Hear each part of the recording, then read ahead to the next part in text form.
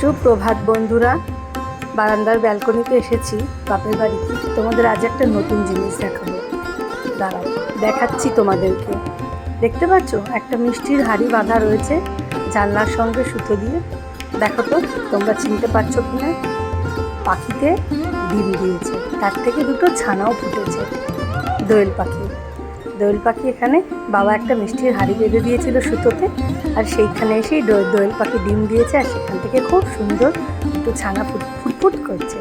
আর পাখিটা সারাক্ষণ পেয়ারা গাছে বসে রয়েছে আর বাচ্চাদেরকে দেখে যাচ্ছে যে বাচ্চার কোনো কেউ ক্ষতি করছে কিনা, আর মুখে করে খাবার নিয়ে আসছে, সারাক্ষণ দিচ্ছে। দাঁড়াও ভালো করে তোমাদের একটু ক্যামেরাটা বড় করে তোমাদের একটু ভালো করে দেখায় বাচ্চাগুলো কি সুন্দর লাগছে দেখতে। দেখো টুকতে মিলে চুপচাপ শুয়ে রয়েছে আর মাঝে মধ্যে হাঁ করছে মা যখন খাবার নিয়ে এসছে। এই দেখো দেখতে পাচ্ছ, আর পাশে তিনটে আবার ডিম রয়েছে, হয়তো বা পরে বাচ্চা হবে ওগুলো থেকে। চলো আজ এখানেই রাখছি।